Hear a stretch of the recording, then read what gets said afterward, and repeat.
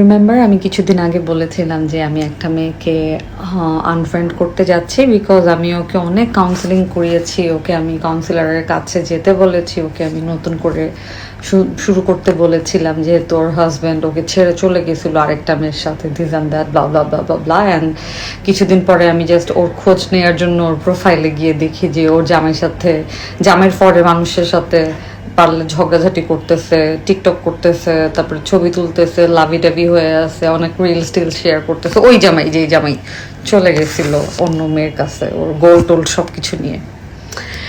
তো অবভিয়াসলি আমি তো ঘোষণা দিয়েই আমি ওকে আনফ্রেন্ড করছি। তো সে পরশু, আমার আসলে এই কয়েকদিন ধরে খুব একটা মানে আমি মেন্টালি স্টেবল ছিলাম না যে আমি পোস্ট করব।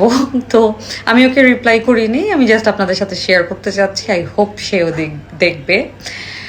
সে আমাকে একটা মেসেজ পাঠিয়েছে মেসেঞ্জারে, আপু সবাই তোমার মতো শক্ত না হলে আজ আমরা ডেইলি মরতাম না। তোমার কথা শুনে হিল হই আমরা, কিন্তু আমাদের মন মানে না। সংসারটা খালি রাখতে চাই, সংসারের আগে কিচ্ছু দেখি নাই। তোমার মতো শক্ত হতে চাই আমরাও, কিন্তু আল্লাহ আমাদের এত শক্ত করেনি, কি করব বলো। প্রথমত আমি তোমাকে বলছি, I absolutely respect your decision if you really want your সংসার। সেই সংসারটা কার সাথে তুমি করতে চাও সেখানে আমার আসলে হস্তক্ষেপ করার আমি কেউ না।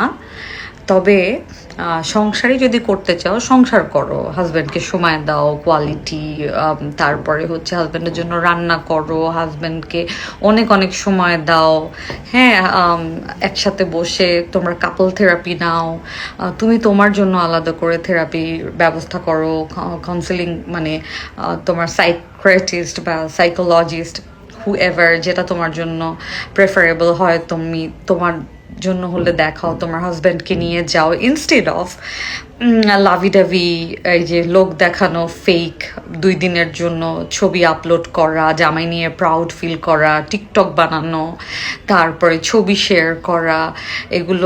এগুলোতে মানে কি প্রমাণিত হয় তুমি সংসারটাকে আগলে রাখতে চাও? আমি তো জানি সংসার মানে হচ্ছে আমি আমার জামাইয়ের জন্য প্রত্যেক দিন মানে সুন্দর সুন্দর রান্না বান্না করবো, জামাইয়ের পছন্দ মতো আমি ফিট থাকবো, আমি আমাকে সুন্দর করে রাখবো, আমি আমার জামাইয়ের জন্য আমি অনেক কিছু করব, সাথে বসে 2টা ভালো কথা বলবো, অতীতের সব কথা ভুলে গিয়ে যদি আসলে আমি মাফ করে দিয়ে থাকি আমি আরেকবার ট্রাই করব। এবং ট্রাই করার জন্য আমি আমার হাজব্যান্ড 2জনের একসাথে বসে একটা জায়গায় গিয়ে আসলে সেটার জন্য যতটুকু সময় লাগে, যত সোশ্যাল মিডিয়া থেকে যত কম সময় দিয়ে ওই সময়টাকে হাজব্যান্ডের জন্য বরাদ্দ রাখা যেতে পারে।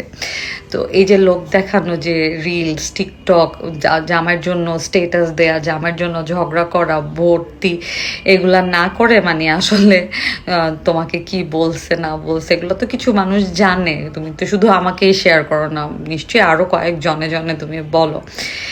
সেইগুলাই না করে জামাইয়ের দিকে আসলে মনোনিবেশ করো। আর অ্যাবাউট মি, না, প্রতিটা মানুষের কাছে যার যার কষ্টটা অনেক বেশি মানে কষ্টদায়ক।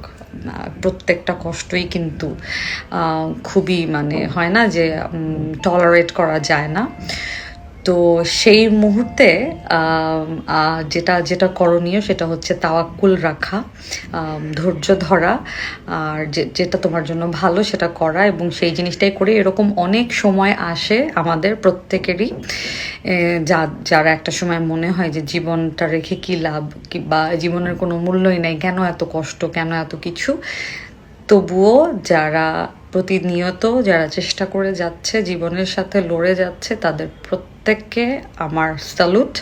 আমি প্রত্যেককে আমার পক্ষ থেকে প্রাণঢালা ভালোবাসা এবং huge respect for them, except those people যারা লোক দেখানো ভালো থাকার অভিনয় করে এবং সেই অভিনয়টাকে শো অফ করে বেড়ায়।